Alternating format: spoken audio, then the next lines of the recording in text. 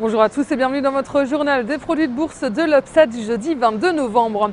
Le CAC 40 affiche une légère progression en fin de séance après avoir longtemps hésité. Il grappille 0,44% à 3477 points. Le contexte était pourtant difficile, mais Paris a opté pour l'optimisme. Les marchés européens étaient en effet déçus après l'échec de l'Eurogroupe à s'harmoniser pour trouver une solution au problème grec.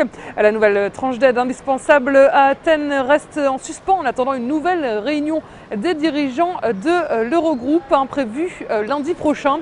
Reste la question du mur budgétaire américain. Ben Bernanke, le patron de la Réserve fédérale, a ravivé les craintes sur le sujet en demandant au Congrès de trouver un accord le plus rapidement possible.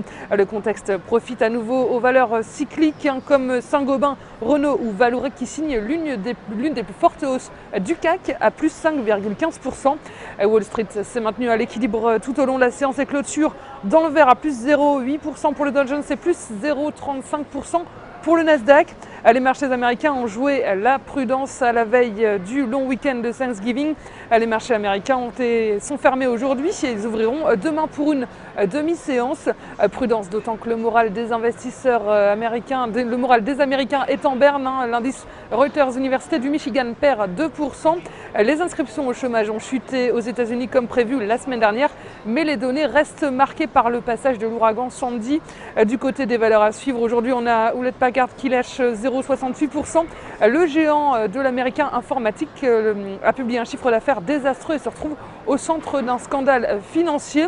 Le spécialiste du cloud computing Salesforce est à plus 4,54%. Il a publié un chiffre d'affaires trimestriel en hausse.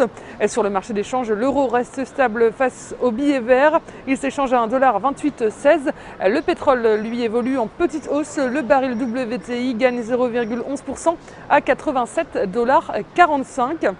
On s'intéresse aujourd'hui au groupe de semi-conducteurs ST Microelectronics. Graphiquement, le titre s'est posé sur un support à 41,50 €. Il est sur le point de s'affranchir des moyennes mobiles à 20 et 50 jours. Et par ailleurs, l'indicateur RSI sur une base journalière est supporté par une oblique ascendante.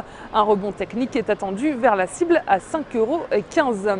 La stratégie qui vous est proposée pour jouer cette valeur, c'est l'achat du Warrant Call ST Microelectronics à 2742 T d'Unicredit au prix d'exercice de 5 € et d'échéance au 1er mars 2013.